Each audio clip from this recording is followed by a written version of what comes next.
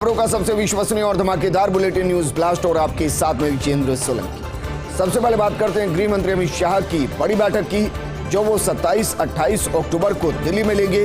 दिल्ली के पास सूरजकुंड में ये बैठक होगी। आंतरिक सुरक्षा और संभावित चुनौतियों पर चर्चा की जाएगी। इस बैठक में राज्यों के मुख्यमंत्रियों के साथ गृह मंत्री भी शामिल होंगे। पहले राज्यों के डीजीपी के साथ ये बैठक होनी थी, लेकिन अब गृह मंत्री के साथ पहली बार हो रही ऐसी बैठक। हालांकि बैठक में डीजीपी, राज्यों के मुख्य सचिव भी शामिल होंगे और पूरे देश के अंदर किस तरीके की हालात हैं, अपराध हो या फिर आतंकवाद, अगर वो कहीं पनप रहा है तो उसको किस तरीके से कंट्रोल किया जाए, आंतरिक सुरक्षा को लेकर ये बैठक होगी, जिसमें तमाम राज्यों के डीजीपी होंगे, मुख्य सचिव होंगे, मुख्यमंत्री होंगे और गृह मंत्री होंगे। गृह मंत्री अमित शाह होंगे सिंधिया के विशिष्ट अतिथि। 16 अक्टूबर को ग्वालियर जाएंगे अमित शाह। अमित शाह का होगा ये पहला ग्वालियर का दौरा। सिंधिया पहली बार कर रहे किसी केंद्रीय मंत्री को ग्वालियर में आमंत्रित। ग्वालियर में एक जनसभा भी करेंगे गृह मंत्री। रैली में करीब 1 लाख लोगों की शामिल होने की संभावना है। ग्वालियर के राज पैलेस में सिंधिया के विशेष अतिथि होंगे अमित शाह।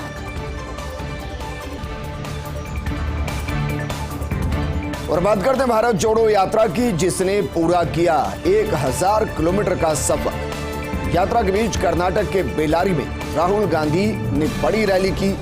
राहुल गांधी ने इस दौरान रैली को संबोधित किया और कहा, आजादी के बाद सबसे ज्यादा बेरोजगारी के दौर में पहुंचा दिया सरकार ने। गैस सिलेंडर की कीमत 1000 की पार हो चली है। किसानों को भी अब जीएसटी देना पड़ रहा है। कर्नाटक में 2.5 लाख सरकारी पद खाली क्यों हैं, यह सवाल पूछा गया। मैं यात्रा में युवाओं से पूछता हूं तो जवाब मिलता है कि जॉब मिलने का कोई भरोसा नहीं।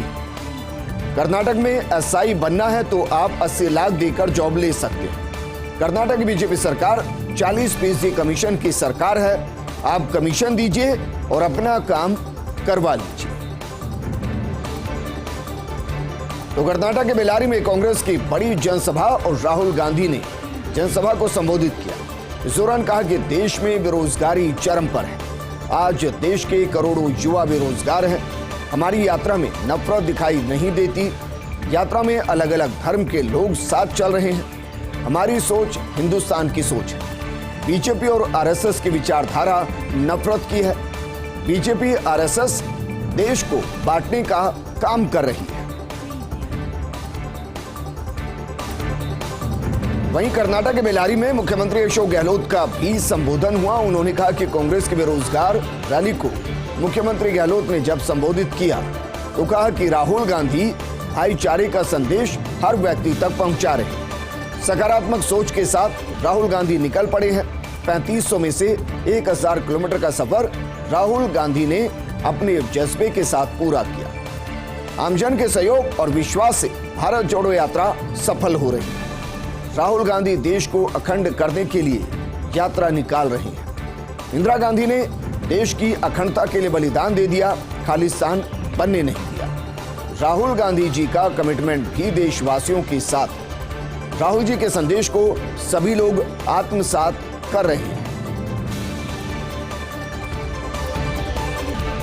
वहीं केंद्रीय कृषि मंत्री नरेंद्र सिंह तोमर का बयान।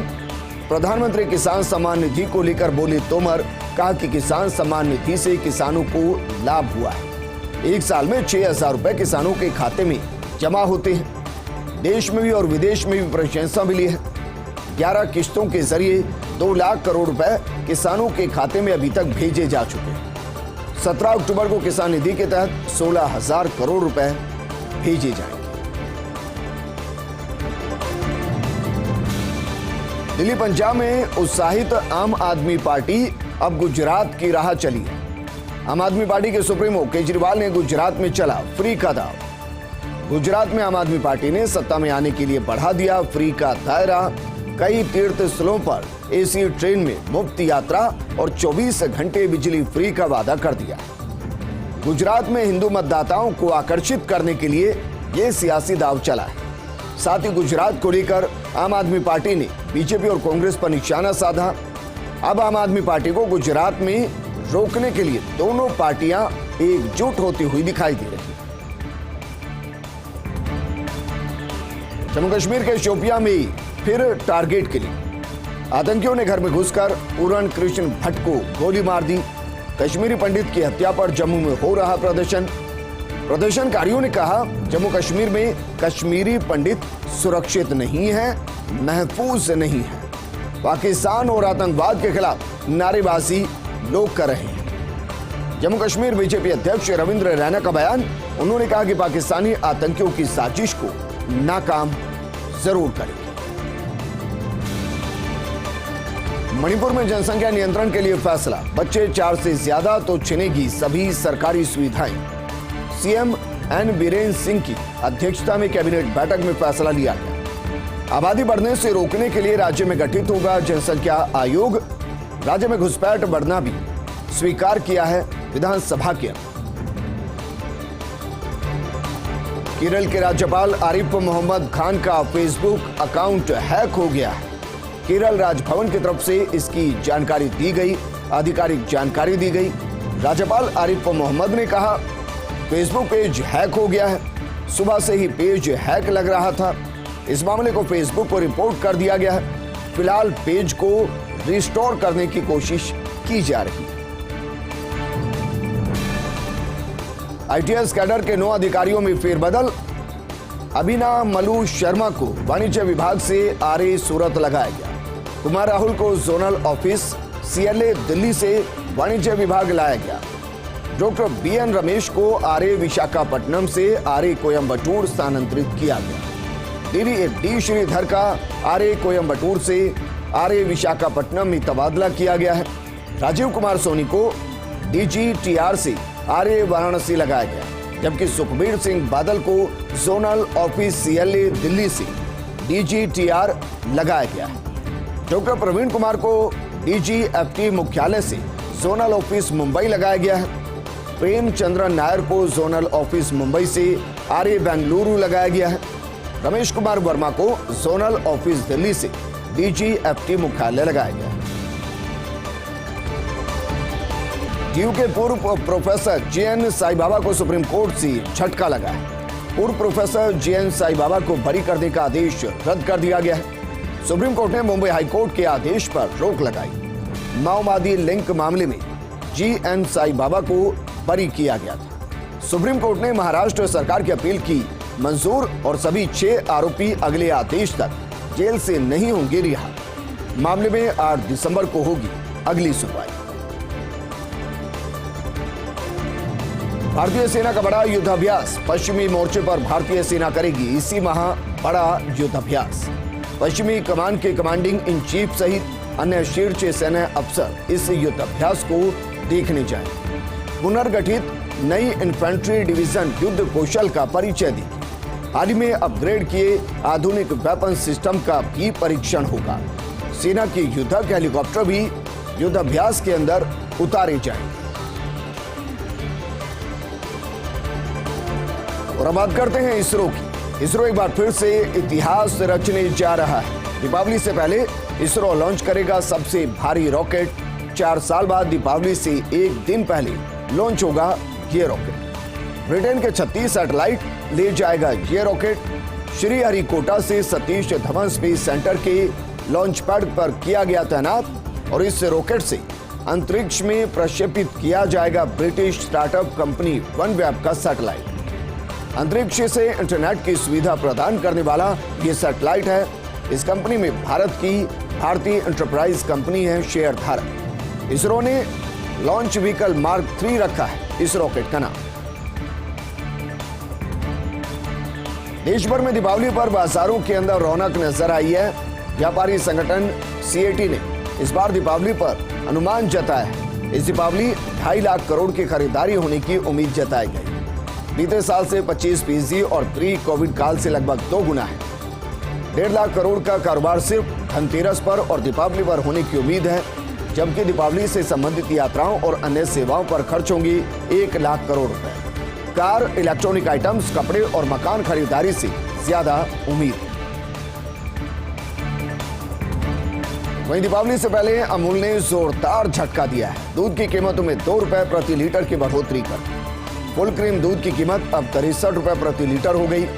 अमूल ने अगस्त में भी किया था दूध की कीमतों में इजाफा, तब बढ़ती लागत का हवाला दिया था अमूल ने, लेकिन दिवाली से पहले एक बार फिर से 2 रुपए प्रति लीटर का झटका अमूल ने दिया।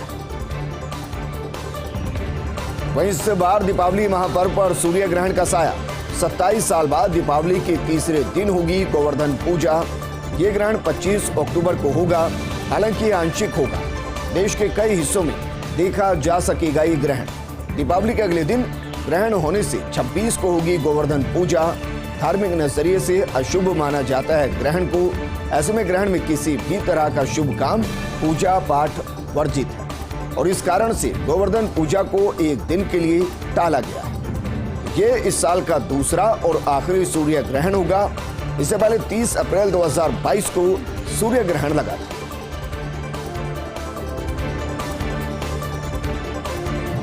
भारतीय महिला टीम ने जीता एशिया कप का खिताब। फाइनल मुकाबले में भारत ने श्रीलंका को 8 विकेट से हरा दिया। श्रीलंका ने भारत के सामने रखा था सिर्फ 66 रन का लक्ष्य। तेज गेंदबाज रेणुका सिंह ने झटके 3 विकेट, जबकि राजेश्वरी गायकवाड़ और स्नेह राणा ने 2-2 विकेट लिए। भारत ने 2 विकेट खोकर हासिल किया लक्ष्य। स्मृति मंधाना ने 25 गेंदों में 51 रन बनाए। अब तक 8 में से 7 एशिया कप पर भारत ने कब्जा जमाया। वहीं भारतीय क्रिकेट टीम जा सकती पाकिस्तान। 15 साल बाद भारतीय क्रिकेट टीम का पाकिस्तान दौरा संभव है। पाकिस्तान को एशिया कप 2023 की मिली है मेजबानी। बीसीसीआई इस टूर्नामेंट के लिए पाकिस्तान जाने को तैयार। अब सरकार से मंजूरी मिली तो पाकिस्तान दौरा संभव है। लंबे समय बाद किसी आईसीसी टूर्नामेंट की मेजबानी कर रहा है पाकिस्तान। 2008 में एशिया कप खेलने वाले आखिरी बार पाकिस्तान गई थी भारतीय टीम, लेकिन मुंबई हमले के बाद भारतीय टीम आज तक पाकिस्तान नहीं गई। 2009 में श्रीलंका टीम का बस पर हुआ था आतंकी हमला और इसके बाद गिनी चुनी 1-2 टीमें ही पाकिस्तान का दौरा कर रही। अब जरा सोचिए पाकिस्तान का हाल क्या है। पाकिस्तान में हाईकोर्ट के पूर्व चीफ जस्टिस की हत्या कर दी जाती है। आतंकियों ने बलूचिस्तान में मस्जिद के बाहर गोली मार दी। हमलावरों ने खारान जिले में मस्जिद के बाहर गोली मारी। गोली मारकर मोहम्मद नूर मस्कान जाई की हत्या कर दी गई। मोहम्मद नूर ने इलाज के दौरान दम तोड़ दिया। मोहम्मद नूर ने अपने कार्यकाल में किए थे कई ऐतिहासिक फैसले। रिबा आधारित बैंकिंग को बताया था शरिया के खिलाफ और शायद यही आतंकियों को पसंद नहीं आया, उनके सीने में गोली दाग दी। वहीं पाकिस्तान सरकार ने अमेरिकी राजदूत को तलब किया है। बाइडेन के बयान पर पाकिस्तान ने तलब किया है। अमेरिकी राजदूत को तलब किया गया है। दरअसल बाइडेन ने पाकिस्तान को बताया था सबसे खतरनाक देशों में से एक। पाकिस्तान के विदेश मंत्री बिलावल भुट्टो का बयान, पाकिस्तान अपनी सुरक्षा के लिए प्रतिबद्ध है। भारतीय एटमी हथियारों पर सवाल उठने चाहिए।